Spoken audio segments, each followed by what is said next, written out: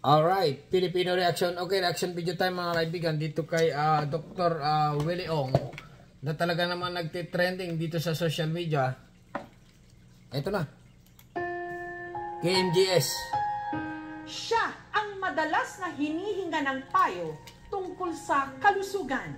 Kaya marami na lang ang nagulat. Nung siya mismo pala may pinagdadaanang krisis. Stage 4 sarcoma cancer. Si Dr. Willie Ong, kamusta na? Magandang araw po. Maganda po topic natin, ha? Hindi mo na kailangang pumila sa kanyang klinika dahil ang kanyang kaalaman at payong medikal ibinibigay niya ng libre online. 95 or more ng sakit maiiwasan. 6 na bagay lang susundin natin. Tignan natin, ha? Naging takbuhan ng milyon-milyon niyang followers para sa kanyang practical health tips. Kasi yung utak natin, pag positive ang attitude natin, mas gagaling tayo. Gawin mo lang kung ano pa kaya ng katawan. Don't let sickness poison your mind. Siya ang binansagang doktor ng bayan, ang doctor turned social media influencer na si Doc Willie Ong. Share po natin sa ating kababayan para makatulong. Una ko siyang nakapanayam taong 2020 sa kasagsagan ng pandemya. Hi Doc Willie Ong, saan niyo nakuha yung idea to go online? Nung naging doktor ako, Jessica, talagang gusto ko talaga tumulong. Gumagamot ako sa mga pasyente, nililibre ko sila, kung ano mga kinikita ko, tinutulong ko rin sa iba. Pero nakita ko, nakakapagod yung everyday magki-clinical 40 patients. So inisip ko, paano ka mas makakatulong? Nilabas ko yung energies ko sa YouTube, sa Facebook. Magandang araw po, Dr. Willie Ong. Milyon-milyon na ko yung sumusunod sa mga vlog nyo. First factor, kulang talaga yung healthcare natin sa bansa. Wala silang matanungan. Kung meron silang makukuha information sa iba, di naman sila pupunta dito sa vlog. Ang aking minamahal na partner, ang doktor ng bayan, Doc Willie Ong. Noong sumunod na taon, nagdeklara siyang tatakbo sa pagka-vice-presidente sa 2022 elections. Libreng operasyon, libreng lab test, yan talaga kulang natin eh. Ganon, ibang klase talaga pala ito si Doktor. Kaya po tayo tumatakbo. Libre lahat. Pero bigo siyang maihalal sa pwesto. Natapos ang eleksyon, pero hindi raw ang mga bumabatikos.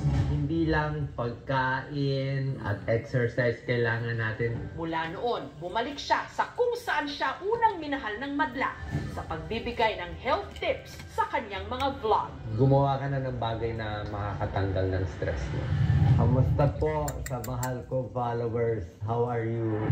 Hanggang nito lang nakaraang linggo, nagulat na lang ang publiko sa inilabas niyang vlog. Update ko lang po kayo sa condition ko, ha? O, walang iyakan muna, buhay pa naman ako. My relatives do not want me to make this video. But I said, I owe it to the Filipino people to be honest to them. Si Doc Willie Ong ikwinento My diagnosis is sarcoma. na na-diagnose siyang may cancer. One of the most hardest cancer to treat. The cancer situated itself in a very tricky and devious manner. See, it is hard to swallow. May tubig. Hindi kaya. Balik. Ayaw pumasok. Ay, pumasok. Sarap. Ayaw. Bukod sa hindi ko tinatawag na salbahe ang cancer, ha? Pinalak niya yung esophagus ko. Nakalak. Tubig na lang, ayaw pa pumasok. I need more oxygen. They say I have a short chance to be alive. I don't know if I will still be alive tomorrow. Oh, sakit yan. Sakit yan. Sakit yung bukol. Balik, so bukol na to, malaking-malaki daw. Isa sa pinakamalaki na nakita nila. Mga 16 centimeters. Kanyang kalaki. Saan siya nagtatago? Pag di ko nakakat. It also blocked my right atrium, almost compressing my heart. Naglabas Naglabas din siya ng kanyang sama ng loob. Anya, ang kanya raw sakit, malamang nakuha niya sa stress na inabot niya sa nagdaang eleksyon. Pagkatapos ng eleksyon, May 2022, okay naman ako. Wala naman nararamdaman. Although, ang feeling mo lang, lagi lang may mabigat. Pero napansin ko na mga 2023 na, mga April, medyo hirap na ako mag-medical mission. May hingal, may pagod, paglulun ko parang ayaw na. In-expect ko, ano lang to, aging, 60th birthday, senior ako. Wala pa ako nararamdaman. May ultrasound pa ako ng tiyan noon, 1 year ago, okay naman. Blood test, okay naman. Kompleto rekado ang yung kalusugan. Bigla na Tagal na ako masakit ang likod, pero this time, biglang may masakit banda dito sa taas. Back pain ko dito lang sa baba. So, kasi lumubog eh. So, sumobra sa akin ang likod ko. Tsaka iba pang symptoms ko, tiyan ko lumalaki. Ay, naku. Akit mo ako. Ganon.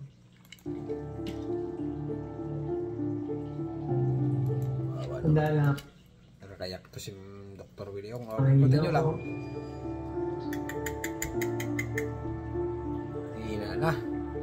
Mahina na mga kaibigan ha. Pero sana kaya pa. Hi, Doc. Sana tumagal pa. Jessica, papakita ko Ay, sige po. Can you see me? Oho, it's good to see you. Gwapo pa rin ho kayo, kahit walang hair. Mga kaibigan ha, medyo pinapalakas ni Jessica Soho. Gwapo pa rin. Gwapo pa rin ho. Nitong Huwebes, sa pamagitan ng video call, kinamusta ko si Doc Willie Ong, nakasalukuyang nagpapagamot sa Singapore. I'm having the haircut. Gwapo pa rin ho kayo, kahit wala ho kayong buhok. Kayo Gwapo pa rin. Okay? Ayan ang mga kaibigan ha. Siyempre. pa rin yung kilala naming Dr. Willie Ong. Kala ko nagsasabi ka lang ng totoo, Jessica. Hindi, totoo po yun. Hindi ho ako nang bubola, Doc. And it's good to see you po. Tsaka pinili ko wag mag-wig para makita nila yung tunay. Done already. Oh my God. Can you turn around so they can see me 360 degrees, Mark? Okay lang po, Doc. We can wait. Okay lang po. Oh, my last year. Thank you, Jim. Mamaya na todo mga kaibigan ha. Hindi mo malaman kung magagaling pa ito. Oh, God. Nako. Okay, Jessica, I'm ready. Opo. Kamusta ho ang Malakas. prognosis po sa inyo as of today ng doktor? It's 50-50. 50% to live a few more months, a year. 50% anytime. Baka hindi na huminga. Nako. Parang walang kasiguraduhan eh. Everything is a blessing. I just live every day. I don't think of next month, next year. I don't think about owning money, doing this, or getting into high position. I got Walang kwenta ang pira sa mundo pag ikay malapit na matudas. the worst pain. It's 10 out of 10, Jessica. Buong gabi hindi kami natutulog ni Doc Lisa. Sigaw ako ng sigaw. Hihiyaw ka sa sakit talaga. No.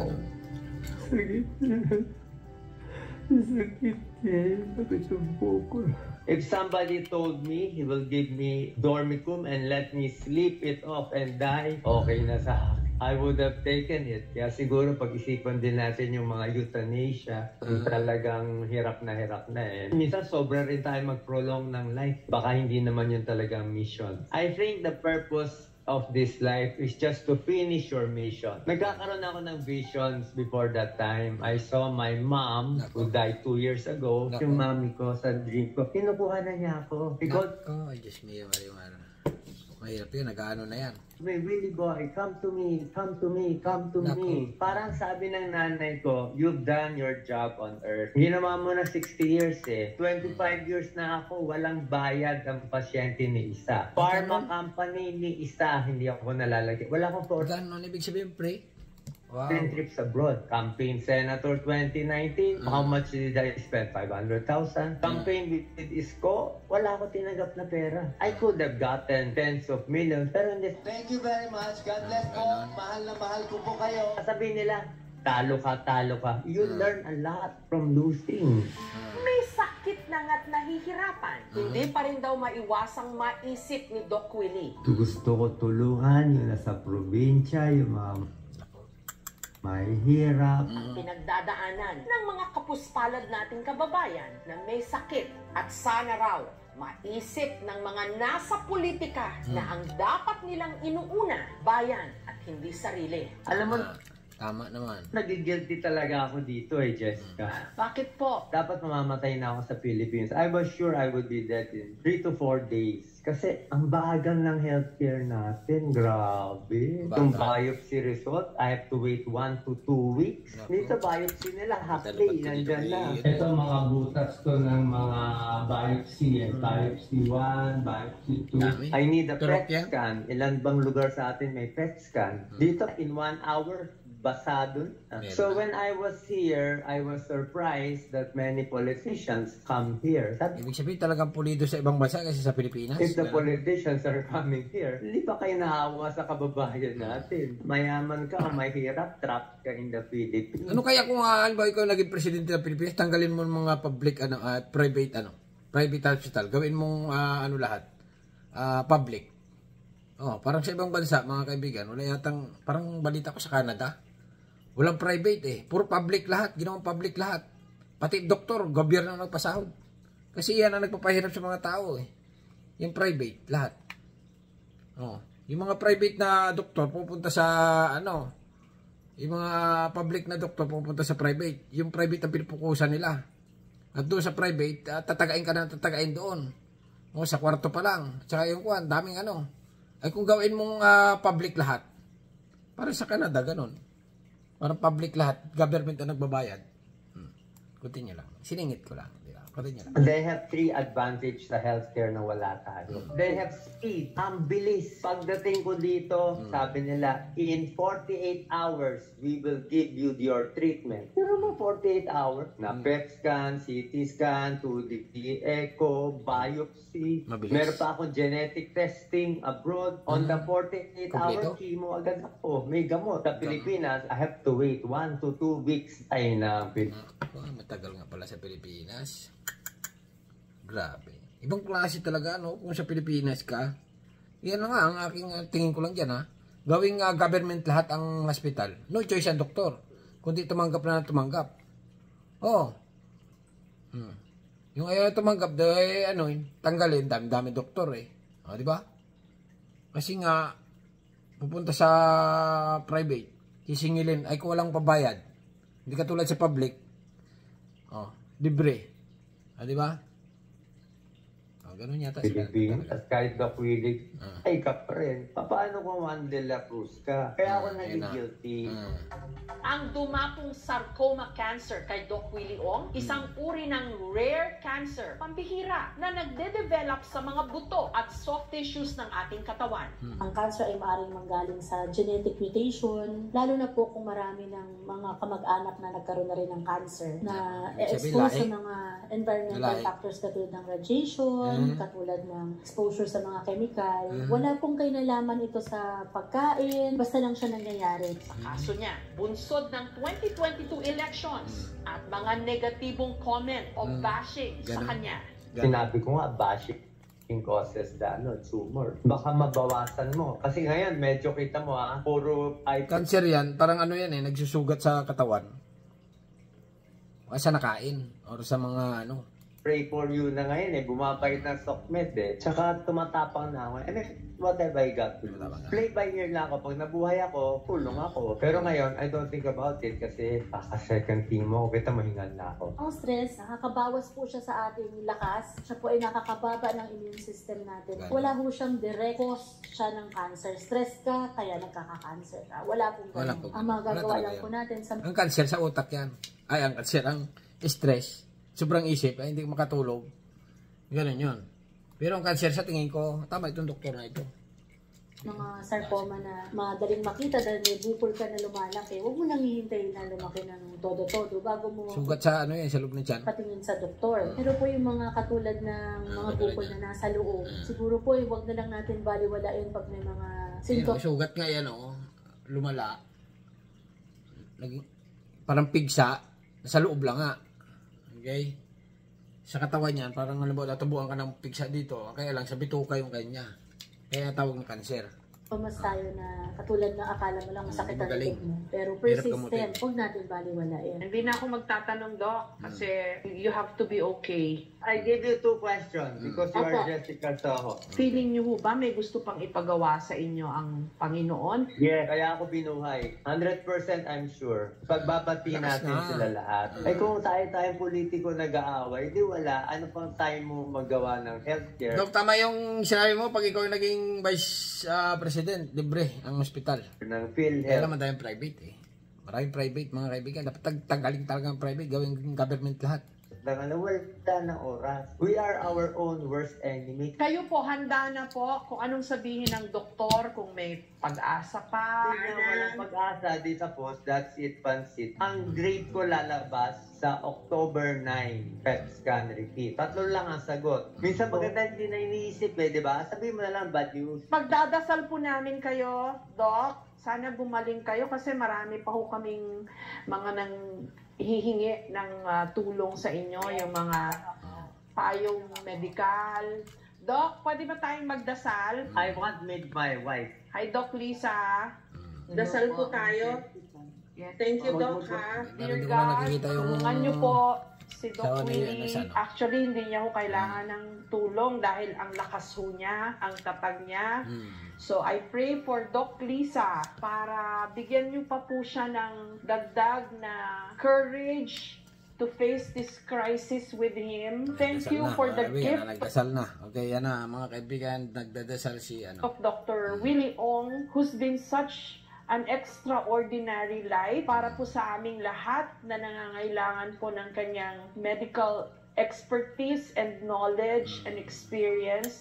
He's been very selfless, Lord. Lahat ng maibibigay niya sa mga humihingi ng tulong sa kanya, lahat tinodo niya. Kung ano man po ang gusto niyong ipagawa sa kanya, we just pray, Lord, to give him some medicine para hindi niya na po maramdaman pa yung pain dahil sobra na po yung 10 out of 10 na sabi niya na pain threshold niya. So bigyan niyo po siya ng some magic pill that will reduce the pain or remove the pain para makaya niya pa po yung mga pagdadaanan niya. Ibang klase talaga. For the people who care for him. And Lord, bigyan niyo pa po ng strength and courage din yung kanyang 2 anak at lahat po ng people who are close and dear to him. Thank you for everything, Lord. Kayo na po bahala sa kanya. He has such strong faith. Hindi ko na po ipagdadasal pa na bigyan niyo pa po siya ng stronger faith dahil mas malakas po ang faith niya sa aming lahat, lalo na po sa pinagdadaanan niya. I-embrace niyo na lang po siya, lalo na po si Doc Lisa, para mabawasan po yung pain nila at yung pangamba sa lahat po ng pinagdadaanan nila, Lord. Doc, thank you. Naiyak po ako. Umiyak si naiyak. Maraming salamat sa buong prayer mo. Praise mo kayo. Ma'am Jessica, maraming salamat Thank you, po. Doc Willie. Thank you. Salamat. Okay, puputulin ko na ha. I love you all. I love you, Jessica. Thank you, Doc. Thank you. Much appreciated po. Okay mga kaibigan, ayan na, thank you na. Okay, hanggang dito na lang. At ano masasabi niyo, inuulit ko, reaction video lang tayo. Dito kay Doc Willie Ong na talaga namang yun na nga ang nangyari sa kanya. Okay? Nakakaiyak ay talaga naman. Okay, hanggang dito na. Subscribe channel. Ano masasabi niyo? Comment. Bye-bye. Thank you.